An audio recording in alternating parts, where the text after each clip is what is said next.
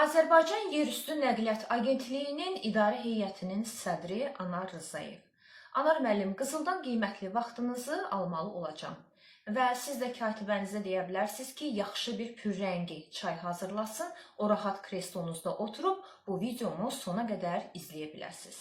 Məlumunuzdur ki, Azərbaycan yalnız Bakının mərkəzindən ibarət deyil. Hətta Abşeronu götürmüş olsaq belə, məsələn, Hökməli var, Sulutəpə, Qobuz, Zabrat, Masazır, Xırdalan və s. bu ərazilər var və bu ərazilərə də sizin agentliyin tabeliyində olan avtobuslar işləyir.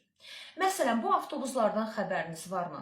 Mən sizə təklif edərdim ki, Anar müəllim, bir dəfə o bahalı pencəyinizi, saatınızı çıxarıb, sadə bir geyim geyinəsiz və bir tərki kabinet olasınız. O kabinetdən çıxın, məsələn, Qobuya gedən avtobusa minin. Görün necədir o avtobus. Və izləyicilərimiz də soruşurlar, Anar müəllim, yazırlar ki, biz əgər mərkəzdə yaşamırıqsa, insan deyilikmi? Yəni, yaxşı, komfort, yeni avtobuslar yalnız mərkəzdə yaşayan vətəndaşlar üçündürmü? Məsələn, Zabratda yaşayan, Xırdalanda, Masazırda yaşayan sakinlərin, vətəndaşların haqqı çatmırmı yeni avtobuslara? Niyə vətəndaşlar arasında belə bir ayrı seçkilik salırsınız? Gəncliyə 3 yeni avtobus verəndə bir yeni avtobusda Masazıra ayırın. Olmazmı? Baxın, siz yəqin ki, bu 569 nömrəli avtobusa minməzsiniz. Amma biz hər gün o avtobusdan istifadə edirik. Gəlin bugün yolda qalmış 569 nömrəli avtobusların o gözəl mənzərələrini sizə təqdim edim. Bir baxın. Bu isə ikincisidir. Bu isə üçüncüsüdür. Hətta qapısı belə sınıb, yarı yolda qalıb. 569 nömrəli avtobuslardır. Baxın, üçünü mən gördüm, çəkdim. Hələ bu mənim qarşıma çıxanlardır.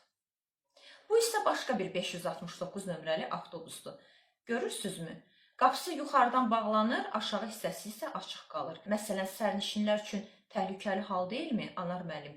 Bizə belə bir avtobusumu layiq görürsünüz? Mərkəzdə yaşamadığımıza görə bizə belə köhnə avtobuslar mı layiqdir? Bunu mu demək istəyirsiniz? Bir deyin biz də bilək də başa düşək.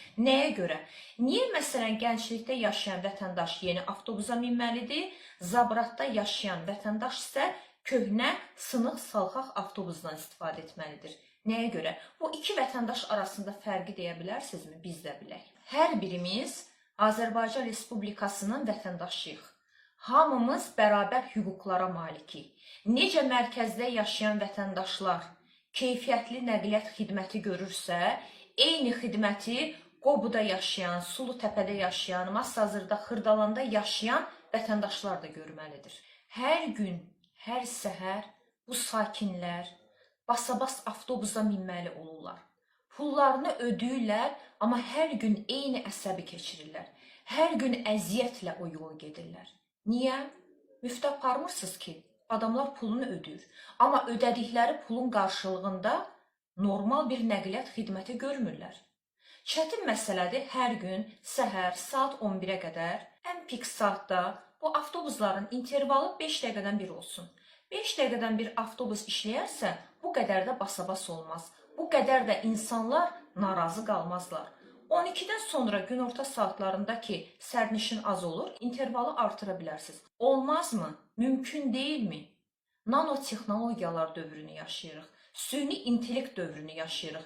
Yəni bu adi, sadə bir qrafikanı bu avtobus xətləri tuta bilmirmi? Yoxsa sərf edir bu cür insanların basabas getməyi? Nəyə görə biz nəqliyyat üçün pul ödəyirik, amma ödədiyimiz pulun qarşılığında normal bir nəqliyyat xidməti almırıq? Nəyə görə? Niyə? Adam 50 qəpiyini, 60 qəpiyini ödəyir, ayaq üstə gedir, avtobusdan sallana-sallana gedir, basabasda gedir. Anar müəllim, biz o pulu əziyyətlə qazanırıq, zəhmətlə qazanırıq.